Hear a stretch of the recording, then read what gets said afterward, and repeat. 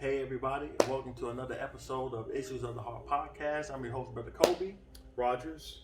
Yeah, we've been talking about some very critical things in regards to politics in the church and how politics creeping into the church by people aligning with different political groups has caused friction and division in the church, and so how we have to steer clear and be careful when it comes to that. But we also looked at that there's nothing wrong with voting for a candidate, and that's even though I talked about, I want to address that a little bit more moving forward. But we see the importance of voting for the proper candidate and also voting for issues as we should look at. So what do you think, just moving forward? Is there anything that you want to address? Yeah, yes. In America, of course, for public office, Constitution says that essentially religious tests shall not be brought to bear for holding the public office. And so we're Christians, obviously, and so Christians will sometimes look at that and say, well, is this person, say, quote unquote Muslim? Is this person Christian? Is this person, quote, an atheist? Is this person an infidel, and so forth? Well, we can only have Christians. Well, so we have to look at that then in comparison to, well, this is what the Constitution says, because the Constitution is like, well, we don't care what your religious persuasion is as such. But as a Christian, then a Christian would say, well, no, I don't want to have somebody that's in office that is Muslim and so forth. Well, again, going back to a biblical perspective, then if we believe in that state laws or states should not influence or be influenced by the church, nor the church should be influenced by the state, then that would mean then we're looking in terms of the character of a person, because not a person, if they're Muslim or if they're Christian, if they're Hindu or whatever, they shouldn't be coming in saying, well, we want to pass a law that you worship, Vishnu. We want to pass a law that you should obey the teachings of Muhammad, or we want to pass a law that you should obey the teachings of Jesus, for that matter. So it should be, again, we're looking at the moral character, because there are, frankly, some atheists that unfortunately have more integrity than Christians do. Okay, so there's some Muslims that will certainly have more integrity than Christians, and some Christians that have more integrity than atheists. And so it can go both ways as such. But again, test of religion, or a person saying, well, because this person goes to this particular denomination, that's, again, things that should be avoided. Or meaning, well, because this person belongs to this church, religion should not play a part in terms of, quote unquote, the establishment of laws. However, moral character, temperance, as you talked about, upstanding, morality, those things are important. Really, what does that person stand for? The moral fabric of that person and such. Yeah, looking at it, the way our government is set up, it's not a monarchy, so it's not as though a person can come in and legislate some foolishness. These things got to be voted in. That's why you have different houses that is there to keep that at bay. So it's basically a government run by the people, popular demand, as they say. And so really that's what it is. So it really shouldn't matter whether a person is Christian, Muslim, or so forth, because they have to abide by a certain set of rules. They just can't come in and just make arbitrary decisions on their own. And so that's clear. But what's going to happen is all the fear mongering is going to take place. And so and that happens just all around the board. And so like you said, we just should be looking at character, the integrity of a person, to see, are they just to rule?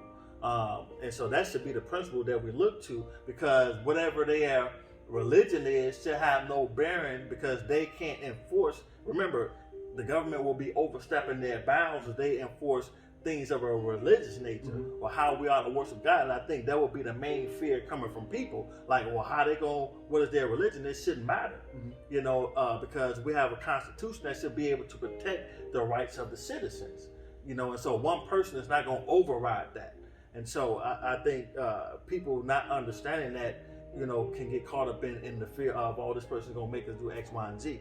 If I could just jump in, I mean, the same thing would be true with work.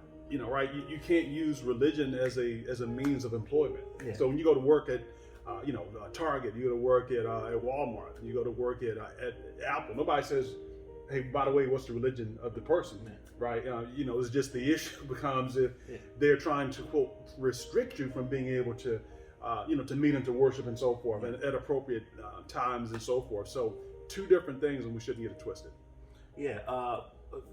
one of the things, because we talked about in the last episode, there's a passage in the Bible, Judges chapter 5, verse 23, talks about curse ye morose, because they came not to the help of the Lord. And why that's so important, because people talk about, and you address the issue about people saying, well, if you vote this person in and they start doing X, Y, and Z, then you're going to be responsible for whatever they did in office. But if you did nothing and you allowed evil to prevail, then you're held accountable for that as well. If you could have stopped something and prevented something from going on, and you just like, hey, this is a quote about when good men do nothing. What's the result of that? And so we need to be careful in the sense that we can't have this mentality of, well, just leave it to the world. Because, it's interesting that the church took a stance. I'm going to read briefly on this. Now, and again, this don't mean nothing in the grand scheme of things, but I remember the church voted as in reference to, because people say, well, you only vote for the issues. Well, what about people? And so they say, well, the church stance is this. Well, let's look at what the church stance is. I remember reading this. It says, attended meeting in the eve, had quite a free, interesting meeting. After it was time to close, the subject of voting was considered and dwelt upon. James first talked. Then Brother J.N. Andrews talked, and it was thought by them best to give their influence in favor of right and against wrong. They think it right to vote in favor of temperate men being in office in our city instead of by their silence running the risk of having intemperate men put in office. And so when you look at that, the church then voted, the leaders of the church voted and said, hey, there's nothing wrong with voting the right type of person into office. That wasn't just voting on issues. And so the church was in agreement in that aspect. So when you have people with the mentality of to vote for a candidate is evil, is just not historically true concerning the church, right?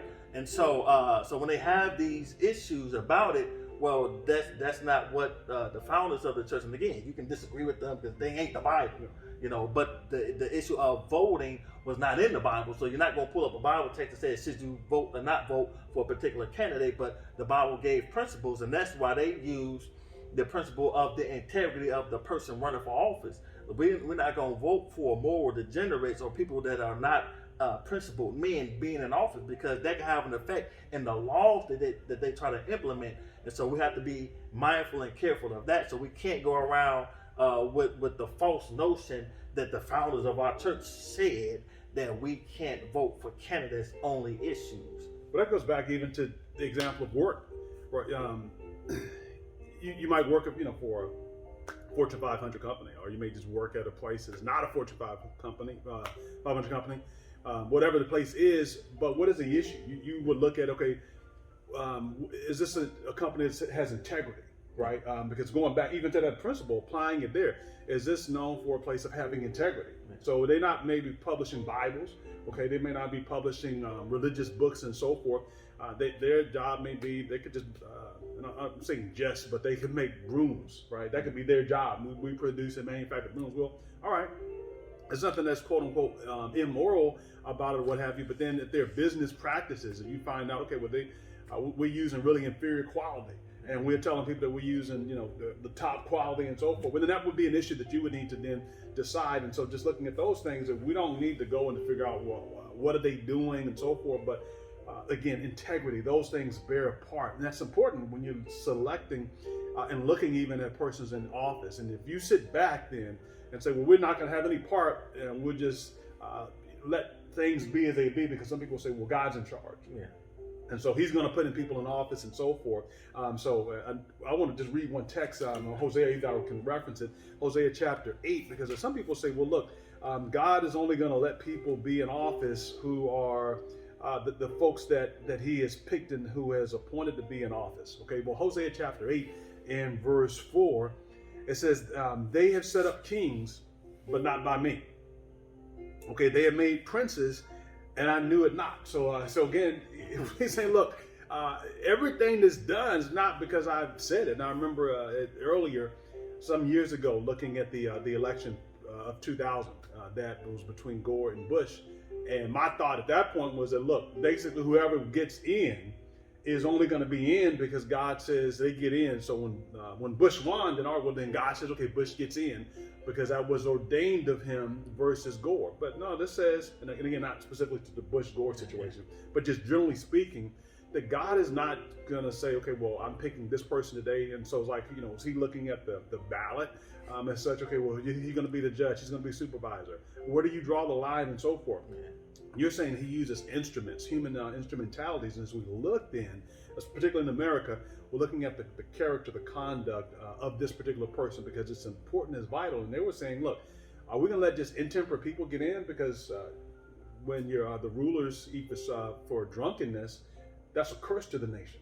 But when you have that temperance guiding them, molding them, they can make good choices. We can see through the Bible, it's replete of people making poor choices when they're intemperate, when they're inebriated. But good choices will typically come from being sober.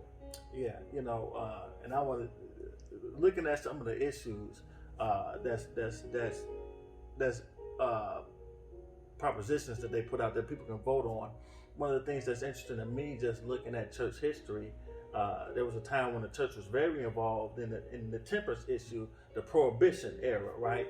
And so they lent their voice and their vote on that issue. What's interesting to me is if they were so zealous then to try to block that, the legalization of alcohol because they understood the demoralizing effect that it would have on society, they said, we can't let them pass this, and so it was a serious matter. And the health reformers at that time that were in the church, they was really keen to it. And what's interesting to me is now, looking at the health reformers now, that focus on health, you had the legalization of marijuana that was on the ballot and things that's being pushed. You didn't hear nothing from them about trying to tell the people to arouse them to say, hey man, we can allow them to pass this to legalize marijuana. So if the church was so zealous back then to stop the legalization of liquor, shouldn't we have been just as zealous to promote and say as a church, we need to stop them from legalizing marijuana? Where were all the health reformers that would have followed that same trend as they did in the early days? And since we call ourselves reformers, they should have spoke up and tried to say, hey saints, we need to go to the ballot and vote this against this thing, right? Because the Bible gives these principles. Listen, it says, let's read this in Psalms 94. Psalms 94, beginning in verse 20 and 21. Listen to what the Bible says. It says, shall the throne of iniquity have fellowship with you, which frames mischief by a law? They gathered themselves together against the soul of the righteous and condemn the innocent blood. He just said, listen, are you going to have a fellowship with the throne of iniquity? And what's the throne of iniquity? He said, these are people that frame mischief by law. In other words, they put their sin and pass it off as law. And so that then becomes the law of the land. How would that affect you? He said, if they condemn the innocent blood, they take away the right of the righteous from them by these laws that they pass. Now, once they pass the law and it's there, what are you going to say? Because you didn't lend your voice to it. So if it's there and you see the evil that it creates in society, how are you going to say anything when you could have? That's the difference if you lived in a society where you couldn't do anything about it. Now, back in their day, a lot of times, the only thing they could do was pray, right? And appeal to God. But we live in an era and a time where we can lend our voice and our vote to block something. He goes and he says this in Isaiah. Listen to what Isaiah chapter 10, verses 1 and 2 says. And again, are you going to allow yourself to have fellowship with the throne of iniquity when they pass off mischief as law? He says this in Isaiah chapter 10, verse 1 and 2. Woe unto them that decree unrighteous decrees, and that write grievousness which they have prescribed, to turn aside the needy from judgment, and to take away the right from the poor of my people, that widows may be their prey, and that they may rob the fatherless. He's literally saying they're crafting laws to take advantage of people. And it's interesting, I was having conversations with people during this last election, and I'm like, listen, forget voting for this candidate or that candidate. I don't care nothing about that. There are certain propositions and laws that they are passing that you need to pay attention to, because those things affect you personally. They literally had a law here. I wish I had the paper with me, but that they can legally discriminate against your race. I'm like, it's right there. Why wouldn't a person go vote that down? Things that in the housing market that can affect you. Things, I'm not planning on going to jail but I know people that might be in that position. So I want to try to help them out by voting against this, this bail bonds deal that was there that could negatively affect those that get caught up in that system. And so that doesn't benefit them, but benefits the others. And so these injustices that they are framing by law, why wouldn't you go speak against that by your voice? Why let them pass these things? I don't get that. And I think the church needs to rise and wake up to this reality, because to a certain extent, let's be honest, people have been brainwashed by certain traditions of the church. People have passed down these traditions in the church to say it's evil to do this or evil to do that. And they have not looked from a scriptural basis and seen just the balanced view of this whole ordeal. And so they've taken a one-sided mind track with it and been unbalanced, and it's stifled what the church is able to do in trying to prevent some of the evils that's coming upon the land. So there's an emphasis then of the church needing to be strong to be able to speak to issues, to understand those things that will have a great impact upon the life of citizens and also upon the direction of the church. So it's not just, okay, but we just say something when this impacts the church, all right? So that's not the case. But as you mentioned, the case of the legalization of marijuana, etc., those things that will have, you're going to have a detrimental impact upon society. Well, the church should be the voice then, because there may not be any other voice raised up. So the church should be a voice to speak up and to say this. But in respect of just being clear, that you talked about maybe pitting a person in office or a political party. Well, the church, they don't spend their time going through, okay, well, you ought to vote for candidate A versus candidate B, and you should vote for candidate C versus candidate D. But you have that option. You do that research. You decide. You pray and say, okay, well, what shall I do to exercise my right as such? And if you decide to do something, then do something. If you decide to do nothing, then that's your choice to do that as well. But when we look at then particular issues that going to have an impact, a greater impact upon society, because let's face it, electing a person to office is not going to have as great an impact as a proposition, right? Because proposition is saying, look, this is going to go into law, and this is what we're trying to get approval for. This is what we want. Versus a candidate might say, well, hey, if you elect me, I want to do A, B, and C. All right, when you get elected, and you still have to get votes for it. You have to get the whatever the setup is for that state. That local, that governing body of the state has to approve it. So you might say, well, hey, I have all these big ideas. And they're like, well, we're not voting for that. So that's not going to go anywhere. But the issues and so forth, the props, those are things that saying, look, either it's yes or no, and this is going to happen. Yeah. And, to bring back to what you said, it's interesting when you look at the evangelicals, what they do. You have these candidates that literally go to their churches and they're promoting them. And you think about the fact that, because they want that Christian vote, because they understand that's a big block to have of voting for you. And again, most of them are Republican. And that's why you got to take it a little bit with a grain of salt, because they will say anything. They were like, oh yeah, I'm against abortion. No, I'm against this, because they want to please a certain sector and get their vote, right? And so they bring these people in and like, hey, vote for this person. Well, imagine if they did that. You're a Democrat, you sitting there, you probably see like, wait a minute, hold up, you gonna bring the other candidate in? And so that's why that stuff needs to be left out of the church. That's why you shouldn't bring that in. Candidates should be coming to churches, campaigning, and we allow them to, because this is a place where we're trying to lead people to another kingdom. We're trying to promote godliness in Christ. And so for them to come in, like, hey, vote for this one and that one, we need to steer clear of that. But the issues, like you said, things that our vote can directly impact, we know it's going to be either passed or not passed based on our vote.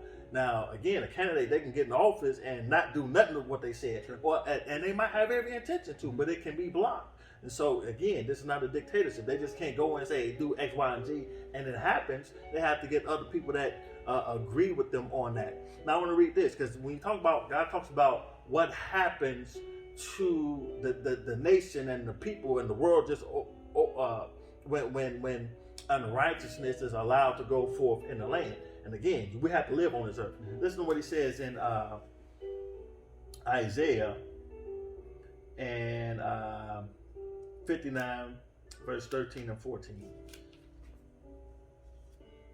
He says, in transgressing and lying against the Lord, and departing away from our God, speaking oppression and revolt, conceiving and uttering from the heart words of falsehood, and judgment is turned away backwards, and justice stands afar off.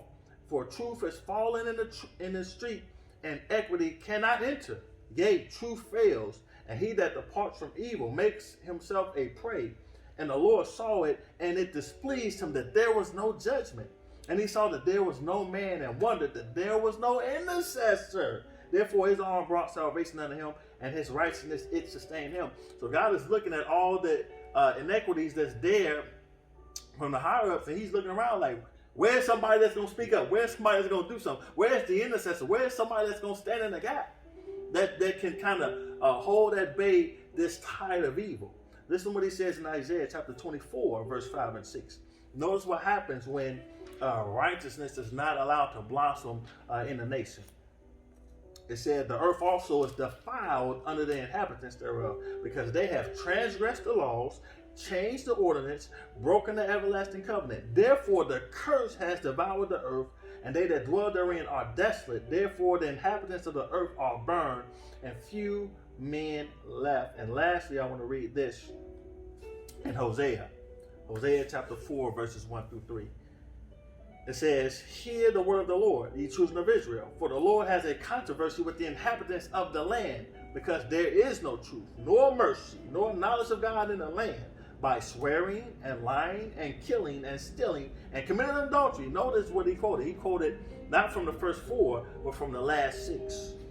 They break out and blood touches blood. So because they didn't legislate when it came to the last 6 and they violated those, he said, crime is increased. You have all of this violence and craziness going on in the land because they don't legislate righteousness, because they don't do what's right. So when you just allow somebody to pass laws and you ignorant of it, you don't pay attention, or you just say, well, I'm not going to vote, it doesn't count, or I need to stay out of that, you'll do a grave disservice to yourself and to society at large. And so we need to be mindful of these things and know our duty to the nation in that regard.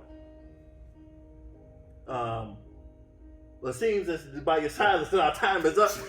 we ran out of time again. So yeah, hopefully, we answered some of your questions. Hopefully things were made clear. Hopefully we laid a firm biblical foundation for you moving forward, understanding our duty and role in response to the government. And so pray that you were blessed, and may God be with you. And remember the proverb, keep your heart with all diligence, for out of it are the issues of life.